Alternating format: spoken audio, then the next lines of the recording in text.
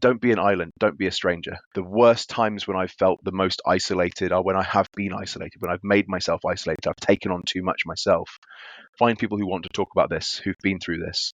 If anybody does ever feel that burden, that pressure, that feeling inside your chest that just nothing really feels 100% right, please take my word for it. You will feel 10 times better if you just get it off your chest and talk to somebody about it. Welcome to the Hero of Circumstance podcast. I'm Dawn Pinkney and I'm your host. I am also a mindset life coach and I've been an executive in the video games industry for over 25 years, leading many teams and video games to greatness. Hero of Circumstance is about turning difficult circumstances around and becoming the hero of your story instead of the victim. So it's not about what's happening to you, it's about taking what you're going through and turning it around so it's a growth opportunity. I am interviewing guests from the video games industry who have had difficult circumstances such as layoffs, and they've turned them around. They will be sharing their perspective on their journey of growth to support anyone who is going through a difficult circumstance right now, which is including layoff. My guest today, Callum Godfrey, is a fellow industry veteran with over 2 decades of experience leading video games development and publishing. Callum has led teams at most of the big players in the industry on AAA blockbusters and billion-dollar free-to-play franchises across all platforms, mobile, console, and PC. I know Callum from all the way back in 2006 when we were younger in our careers and we were both working at Activision on a Call of Duty World at War title together. I'm really impressed with what Callum has gone on to achieve in his career, specializing in production, product and design and building great teams. Callum is also a hero of circumstance, which we're about to learn more details on. So welcome, Callum. Thank you for having me, Dawn. Looking forward to talking about this wonderfully interesting and diverse topic today. Great. So before we dive in, Callum, how about you tell me and the listeners how you got into the games industry in the first place? Oh, wow. Hero of circumstance. It was actually circumstantial. I got into video games in the first place anyway. From a very young age, in my teenage years, I knew that I wanted to be a professional rugby player. I've always been quite a big chap. I really liked rugby. I had a scholarship to go and play professionally for Northampton Saints. But unfortunately, at the ripe old age of 15, I suffered a knee injury that meant my rugby playing professional career was over. And the only thing I'd ever loved apart from rugby really was video games. I grew up on classic video games in the 8-bit era, the ZX Spectrum, the Commodore 64, and was very addicted to them, actually, painfully, to be honest. And I was fortunate, circumstantial in fact, that I lived 5 minutes down the road from Codemasters, who were one of the big British video game developers and publishers at the time. So I applied to them for a summer job testing video games in 1999, and they liked me, and I didn't leave. So I was very lucky that I found a job that I love and have had a career that's been fantastic and fulfilling from that. But it was entirely coincidental and not quite the way that people get into the games industry these days. And I have to say, you do look like a rugby player still. I have the lack of hair and the cauliflower ears are hidden underneath these headsets that I'm wearing. Yes, yeah. So you are a hero of circumstance, which means you've been laid off a few times to get to that status. And the fact that it has been a few times, that must have been really difficult. Yeah, it is difficult. I think it's an emotional period, especially if you invest a lot of your personal self and self-worth into the job that you do. But I would say that the first time it happened was definitely the most difficult. I got started in the games industry professionally at 17. When the first layoff happened, I was only 18. At that age, a lot of people haven't even got into a job. They're at university, they're studying. To all intents and purposes, I was still a kid, both emotionally and in terms of my career. And that one definitely hit me harder, hit me like a hammer blow. And that is interesting because you said you were almost a kid, and it is a big circumstance to deal with. But also you mentioned opportunities there. So what sort of opportunities did these layoffs give you? So for the full context, the first time I was laid off was from my first job at Codemasters. I guess I looked at it as hey, this is not the career for me. I almost took it as a moment of defeat. Went out and found another job working in a call center, selling central heating or dealing with central heating repair. And I think after 2 or 3 days of doing that, realized that there are worse jobs out there than video games. Having to tell 85, 86, 87-year-old ladies you couldn't repair their heating until 2 weeks from now is not a nice thing to do. It made me realize that video games was a great place. I was passionate about it. The people I was around were people of similar interests, similar ages, similar backgrounds and profiles. And it made me very determined to not give up and start applying to new companies. And just as the interviews started coming through for other companies, Codemasters actually called me back and said, hey, as often happens with layoffs, we've actually had a few people who chose to leave after the layoffs happened. They had some openings again, and would I be interested in coming back? So I said, yes, please, thank you very much. So I guess you'd call it a 6-week hiatus from video games. But the key thing is, and I hope anybody listening to this takes away from this, don't lose heart, right? Losing your job is not the same as losing your world. There are other jobs out there. Even at the tender age of 17, 18, I still had things I had to pay for. And I decided to go and just get another job, call it a bridging job, if you will, perhaps, and knew very quickly into doing that video games was where I wanted to be. I'd fallen in love with it, even if I didn't realize it at the time. And I was determined to come back into the industry. I love the grit and determination that you had to just go out and get a job in a call center, even though like you had a more luxurious position than that, but you didn't let it hold you back, right? You still were just able to, you know what, I just lost my job, but I need to keep the money flowing. And you didn't let it hold you back. You just went out and Yeah. did that.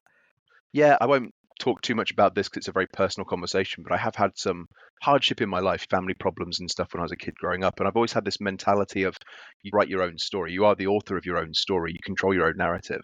And to a certain degree inside that, you can choose whether you can play the hero or the victim. And I'm not saying that victim shaming or anything that's negative like that. People will react the way they react to things. But I chose to try and be more heroic or try and write myself a good story in this rather than sitting back and just being negative about it and getting into a downward spiral and complaining that I lost my job and so on.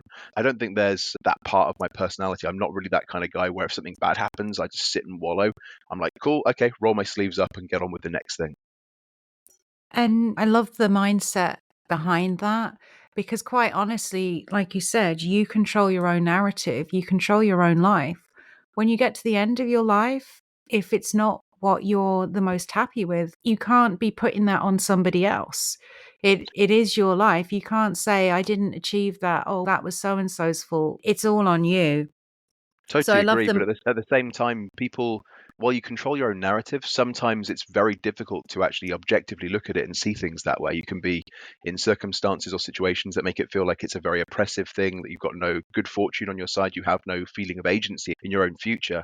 And I think in those particular situations, it's so difficult to snap yourself out of it. And you need outside counsel. You need friends you can talk to, people you can talk to, people whose advice you can trust, and people who can just help you realize that losing a job, while it hurts and it sucks and it's really not fun to do, it isn't the end of your world and you can choose what happens next. Yeah, it's definitely helpful to have a support network in place to help you reframe your perspective, which is essentially it, because you can get caught up in your own mind about your circumstances. And it's a reframe, it's looking at it from a different perspective that you may not have considered to move yourself forwards or move yourself around the problem in front of you. Totally, Now, 100%.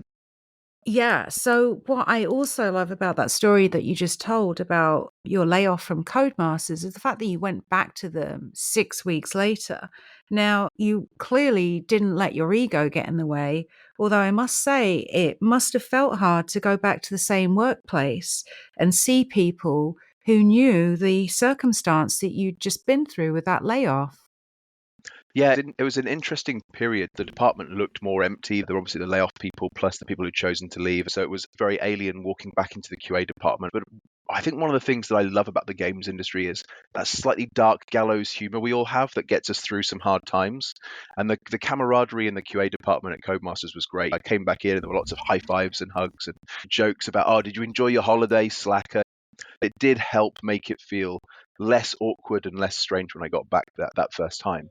The one thing I would say as well after coming back is I think I took returning to the same company as a challenge to me to work through the seniority rankings to the point where if this ever happened again, I didn't want to be the next person to get chopped again. So I wanted to try and work hard and figure out a path for myself through the company. I didn't let circumstance play a role. I was very pushy, very bolshy about moving into level design as a route to then become game designer, as a route to then become producer. Like I saw that career transition very clearly in my head. And within 7, 8 weeks of coming back from my first redundancy at Codemasters, a game we were working on which had a built-in level editor, which we had to QA test as part of the game testing process, and I got very proficient. They wanted to make an in-house expansion pack for it. So I said, hey, I'll be lead level designer for the new expansion pack. I ended up taking on that role. That then naturally meant that I was planning and scheduling work for other people doing the level design, which then led into production. And that really was the genesis of my actual production career.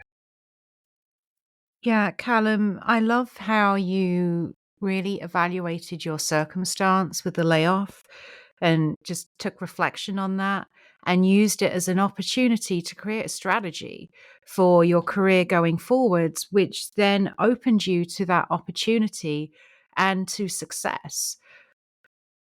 The other thing I wanted to call out about your story there that I really loved is you said all the high fives and hugs. Now, were there really high fives at Codemasters? Like There in were the really high UK? fives. High Yes, fives there were. existed in the UK at that time. All right. Yes. Perhaps not as um, cool as the ones in the US, but they were definitely high fives. Yeah, but I love the fact that there was all that camaraderie with your colleagues for you coming back. And the reason it resonated with me is I had a similar moment when I returned to Activision, the company that we used to work at, because I had a layoff from them when I was out in Vancouver, BC. And then a year and a half later, they brought me back. They moved me to Santa Monica, an opportunity that I was very much interested in to work on $1 billion franchise, Skylanders. So, of course, I was like, yes, please. I had that little bit of, oh, I'd been laid off, but I knew people knew me and they respected me. When I came back to the office, it was, yeah, Dawn's back. They celebrated the fact that I previously worked at Activision and had come back. And it just felt really nice to get that warm welcome, and the layoff, it's not a big deal. Yeah, I think that's the hardest part with any of these situations is it's not so much the job you miss a lot of the time, it's the people. You really do miss the people that you are working with. You just get ripped away from the people that you've been working with because some stay behind and then some move away.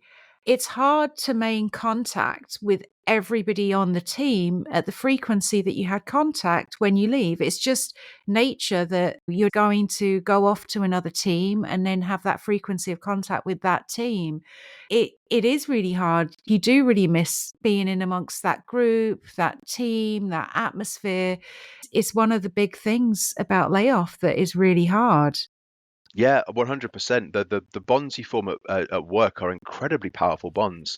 You spend 8 hours a day, 5 days a week, or at least hopefully that's how much time you spend, no more than that, surrounded by these people, often doing things that are difficult. You're under challenging situations. Sometimes there's a bit of stress or a bit of pressure. Those bonds, and I'm not trying to exaggerate this, but they almost feel the bonds of people in the armed forces or the services, right? There's that camaraderie of all being in the same place, the same time, doing stuff together, working towards a bigger picture objective. There's similarities there at the very least, I believe.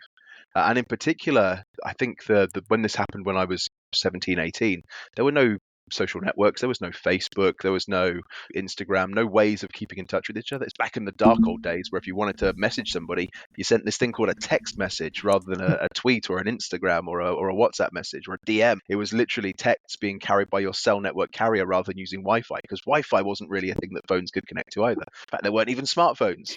Now it's probably a little bit easier to maintain some of those connections, but without the cadence of coming to the office and that routine of seeing each other every day, unless it's a very special bond you form, those friendships, those connections, they do degrade, they do erode. And like everything else in life, a good friendship requires effort, requires something you have to put into it to keep and maintain it.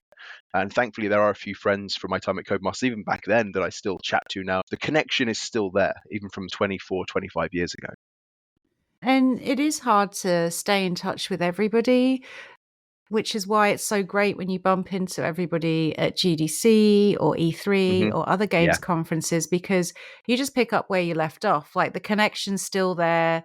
and you're still having fun and engaging with them. So, Callum, you've had a few hero of circumstance growth opportunities. Have you found that's given you an opportunity to try different things, or there have been silver linings with these opportunities? Absolutely, there have been silver linings that have come from some of these opportunities or these transitions that I've been through. I guess I'd look back on the one with the biggest kind of uptick in my career potential as the one where, after having worked for Microsoft, big first party, working on a Connect launch title for the Xbox One, and at the end of that project, unfortunately, a few people from Rare were laid off. I wasn't chosen at this point, but I did elect to take voluntary redundancy. I sat back and thought about, where do I want to go? Where are the emerging things happening in the games industry? And this is 2011, 2012. And we saw the explosion of free to play mobile games coming out. We just had Candy Crush, King had just gone public. There was Supercell with Clash of Clans. These games were starting to generate hundreds of millions of dollars in revenue. So I'd focus on going towards working at big free to play mobile companies as a learning process or a growth opportunity for myself. Callum, kudos to you for taking a voluntary redundancy, because there's fearlessness in that, right? Obviously, you're putting yourself in a tough spot, but you had a strategy and you were just seeing it as an opportunity to mix things up. And I resonate with that as well, because I took a voluntary redundancy myself. I wanted to try something other than video games. I just saw it as a good opportunity to get out there. I ended up going into blockchain for a couple of years, which was great. But again, I think at that point, I'd been through being laid off Yeah. and I'd gotten through the other side. So I wasn't scared of it. And I just saw it as an opportunity to get a good lump sum of money and figure something else out that was to my benefit. Yeah, I'll be honest, Dawn, with the lump sum of money, if that wasn't part of the redundancy package, my bravery might not have been quite forthright, but it is useful. It does help give you that bridging moment, or that moment of like security where you think to yourself, oh, maybe I can shoot for the stars a little bit, or I've got a little bit of time to figure out a plan, even though I'd started thinking about a plan in advance. And I can anecdotally tell you the number of friends I've got who've been in big companies and have been there for 10, 15 years, so their severance package when they do get laid off is quite a substantial amount of money, who've then gone on to bootstrap, fund their own game startups that have then gone on to become very successful indie studios. That's quite a common thing in my network and circle of friends, that they take that opportunity and grab it way more brave and way more ambitiously than I did. They're very entrepreneurial in that sense. Much like yourself, actually, Dawn. You are now working for yourself, doing your own thing. You're not a slave to the man, a slave to the machine anymore. And they also took that opportunity to transition into being bosses for themselves, to being entrepreneurial. Thank you, Callum. And yes, I wouldn't have been so brave if the lump sum of money wasn't there either. So yeah, it does help a lot. Yeah, yeah. I know you've been on the other end of the spectrum with being the person to lay people off, including yourself. Yeah. So I'd like to ask you, how have you approached this, given it's something that you have been through?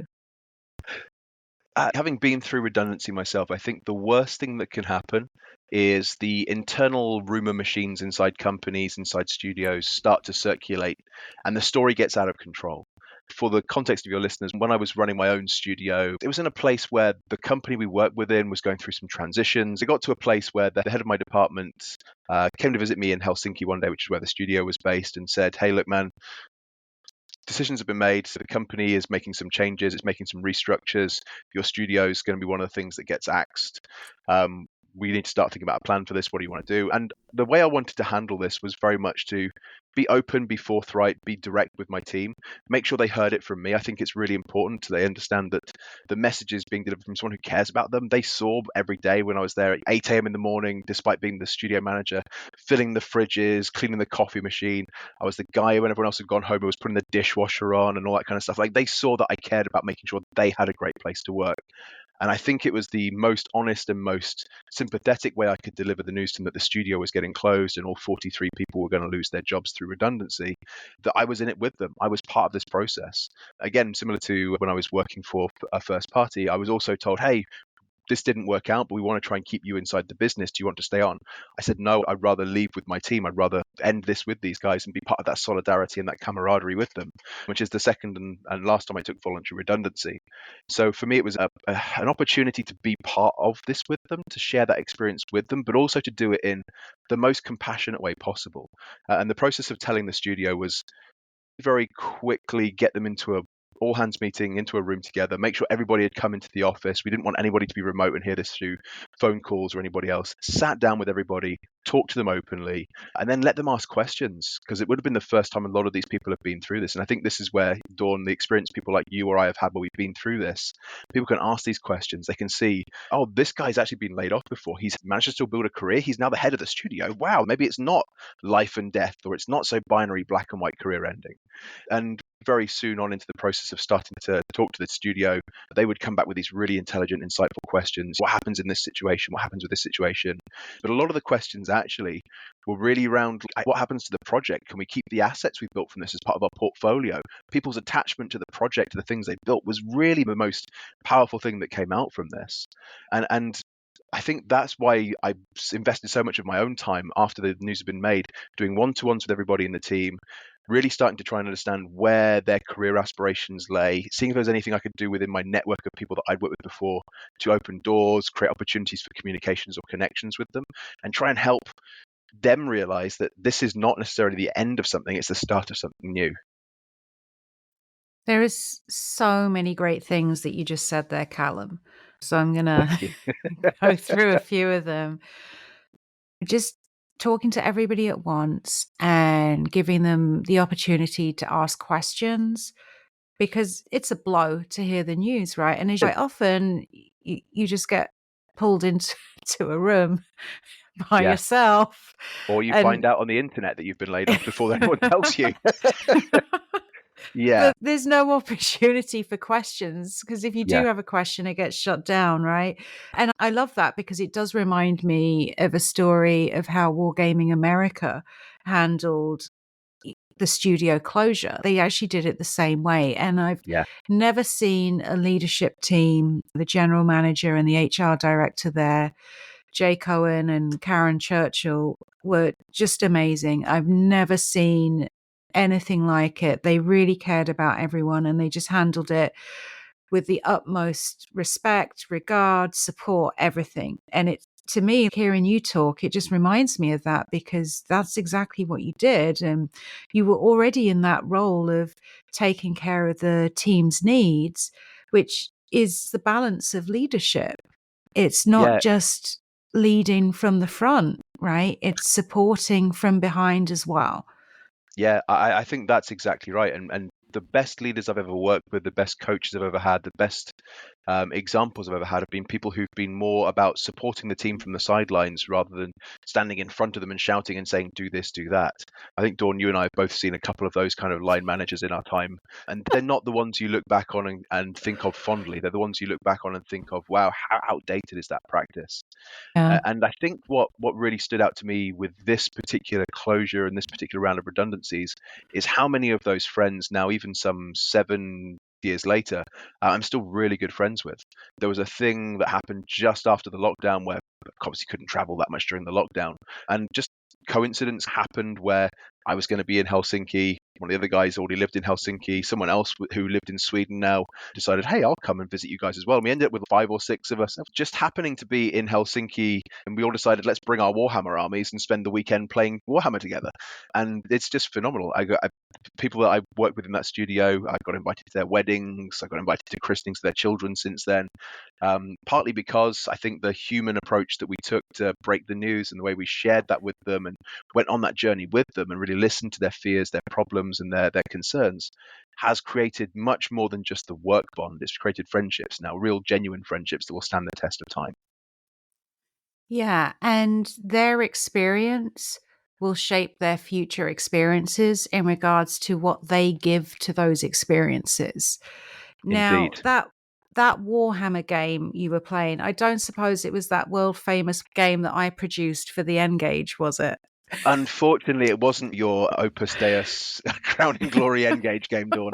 Probably was the best game on N-Gage, to be fair. Sorry if anyone from Yes, Nokia it hears was totally the best game on this. N-Gage. It was actually even more nerdy than that. It was me taking little plastic men and rolling dices on a plastic tabletop to play Oh my old gosh. school traditional Warhammer with It wasn't my nerd even a brethren. video game. It wasn't even a video game, no.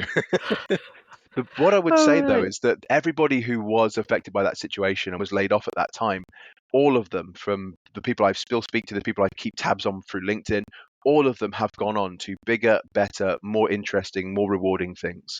And those who haven't have chosen of their own accord to go on and do things that take them in other career directions. And as far as I can tell, and I'm hopefully not using too much artistic license or rose tinted glasses here, I'd say 100% of the people who worked at the studio at that time would tell you now that they look back on it and go, yep, I'm happier where I am now, but this has helped me get there. I love hearing that because it just goes to show that when things like this come up in your life, there's a different path for you. It's part of your journey to somewhere else. Yeah, And what I really love as well is that you went beyond the call of duty very good. um, for these one-on-ones that you had with the team to really help them. Because what happens nowadays is companies set you up with outplacement services that are Yeah. typically a company that's got nothing to do with the games industry, doesn't understand it, that does have some useful resume building service. Don't get me wrong, all support is good support. Mhm. However, you ran your own one-man band outplacement service there for the team. And it was from the perspective of having gone through it and actually being in the industry as opposed to being ancillary to it. Yeah.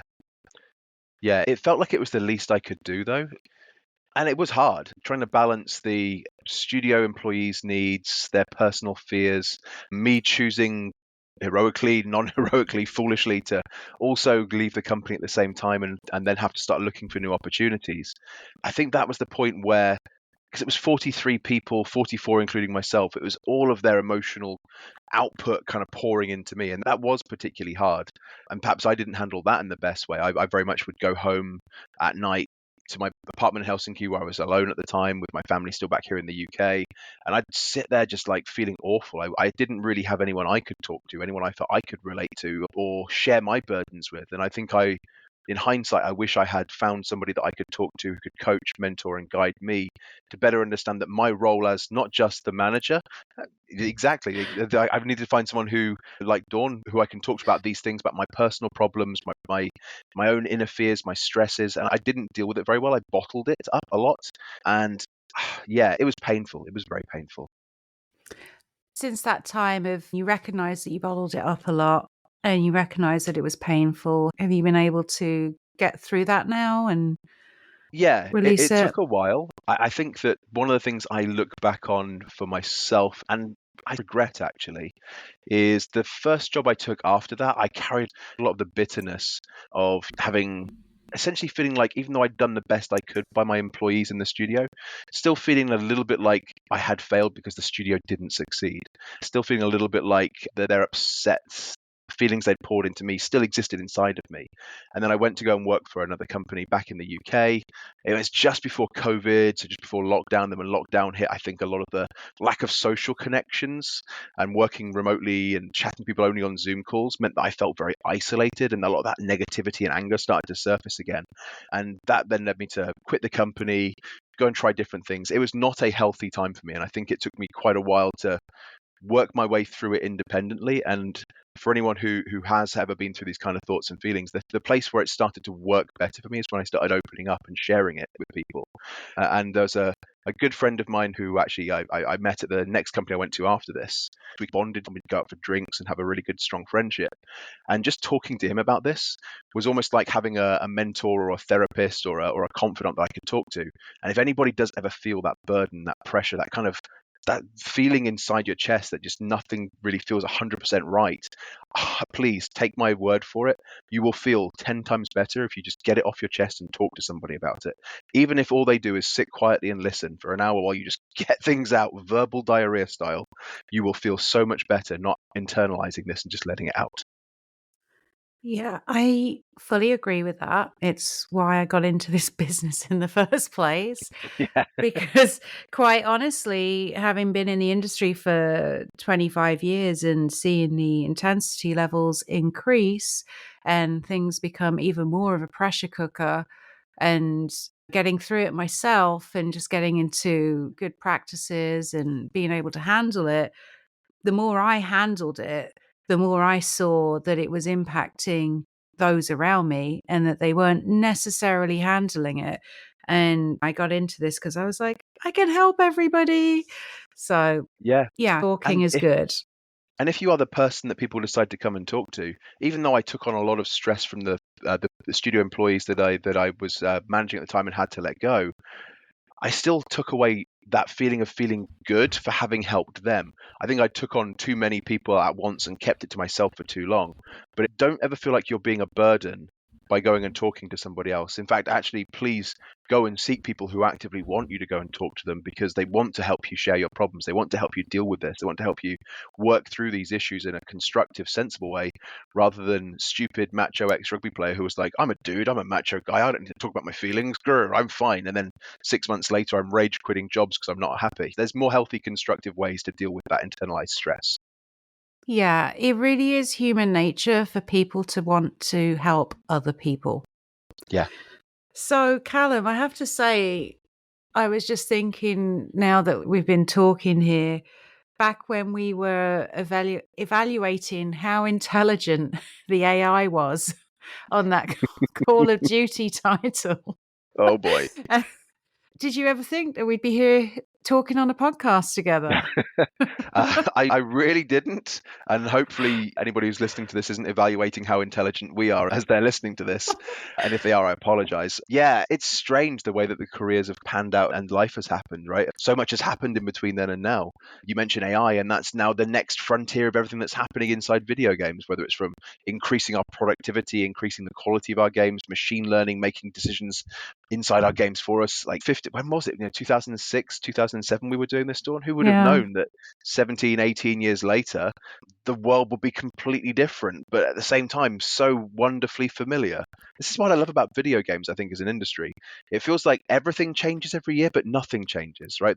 The culture side of things, the camaraderie side of things, the relationships, the friends, that has felt consistent since 1999.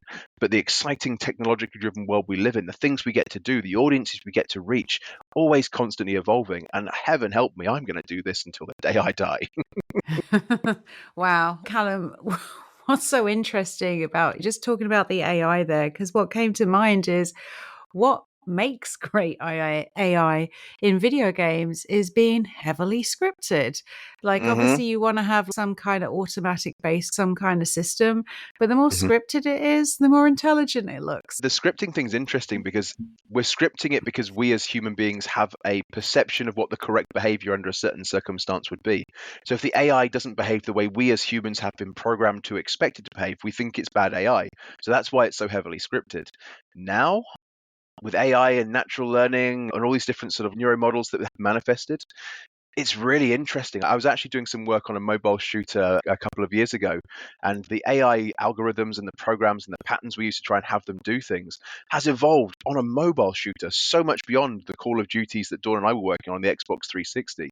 But the end result is going to be it's some pixels on a screen you fire some imaginary bullets at, and hopefully you kill it before it kills you. The end result's no different, but it's just the technology has evolved, but it's still just a guy who stands up and ducks down behind a barrel firing bullets at you. And does some leaning as well. Oh, the leaning code is great. All right. So, Callum, if you could say one thing to anyone who's going through a layoff right now, what would that be? Yeah, it's firstly, anyone who is going through a layoff right now, you have my sympathies. It is not a nice place to be. But if you've taken anything away from this chat today, please take away the fact that First and foremost, it's not personal. It's very rare that this stuff is personal. It will usually be based on financial decisions, time inside a company, seniority. And secondly, please don't look at it as the end of the world. Do what you need to do to take care of yourself, take care of your loved ones, whether that's temp jobs, whether that's career transitions into something new, different industries. But if you are heart set on staying inside video games, then make sure you are out there hustling, looking for things. Use the networks like Amir's network. Reach out to people like Dawn who are there to help support for these things. Don't be an island. Don't be a stranger. As I said earlier in this chat, the worst times when I've felt the most isolated are when I have been isolated, when I've made myself isolated. I've taken on too much myself. Find people who want to talk about this, who've been through this.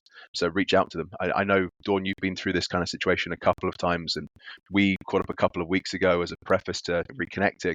And it was just great to talk to you about some of this stuff. And I felt, even though I don't have much pressure on my shoulders right now, I felt a weight lift. So please reach out to people like Dawn or Dawn directly and talk to people about it. Thanks, Callum. You're welcome. And don't assume that because everybody's getting laid off right now that what you're going through is less important. You're still as important as you always are, regardless of what's going on around you. And I love what you said, Callum, about it. It's not personal. It's not the end of the world. It can feel like it. I think you have to look at when has something else like this happened in your life, because ultimately it worked out because you wouldn't be here otherwise. Like everything has already fallen into place. So 100%. just Yes. try and keep that in mind. Yeah. All right. Callum, I really appreciate catching up with you today. For one thing, Likewise. it was good reliving some of our history there in the industry. And I really appreciate your time. I know it's valuable. You just started a new job this week and it's You are very welcome. Friday night in the UK, but I really appreciate the time and I really appreciate all the input that you've been able to give here for people that are listening and are going through layoffs. It's been very valuable. Thank you. Thank you, Dawn. Thank you for creating a platform where I could come and talk about these things and share these experiences and doing it out of the goodness of your own heart. It's a very altruistic and very generous thing you're doing as well. So really deeply appreciate the opportunity to talk to you and by extension, talk to your listeners as well. Thank you. Thank you. And now for the science part. You can use your mind to your advantage to put you in a feel-good state whenever you need it. It's a hack that you can use when your mind starts going in a direction that you don't want it or need it to go in. It could be going in a direction of fear, worry, doubt, insecurity, whatever it is that's going on in your mind, because all our minds are different and I'm not a mind reader here. If it's going in a direction that you don't want it to go in, this is a little hack that you can use to turn it around. So if you're in a comfortable position to do so, perhaps not if you're driving, but if you're in a comfortable position, please rest your eyes. Take a nice breath in and release. Just relax and start to remember a time when you were really in the zone. A time when you're doing your job, you're at work and you're absolutely at your best. You are shining, you are thriving, you are on it, and your colleagues can see it and you can feel it. So think about this time and think about, what do you see? Is there an image that comes to mind? Do you see other people around you? Are you in a certain setting? Just conjure up whatever that is and start to expand out a little bit. Do you hear anything? Are you saying anything? Is there a certain tone to how you're talking? Can you hear other people talking? Are they giving you feedback? What do you hear? And how do you feel? Is there a certain feeling that is coming up for you when you remember this time when you were just kicking ass? Maybe there's a certain posture that you're in, a pose that you're in, or that you could be in to invoke how you're feeling. So now that you've got this, perhaps this is something that you could use whenever your mind is going in the wrong direction. Just catch it and turn it around by remembering this time when you were kicking ass and you were in the moment, in the zone, thriving at work, everything's going well. This is you, you're successful, and you will be in this state again, whether you're out of work right now or even if you have a job, because quite often we forget how good we are because we're just responding to all these external inputs from other people and we worry. So just try thinking about this time when you were on it, you were great, you were kicking ass, when your mind starts going in the wrong direction, and turn it back around. So I hope this has been helpful, and I really want to thank you for listening to the podcast, this episode. If you like the show, please rate it, please follow it, please give the review, and please share it to anybody that you think would benefit from hearing this. Thank you so much, and goodbye.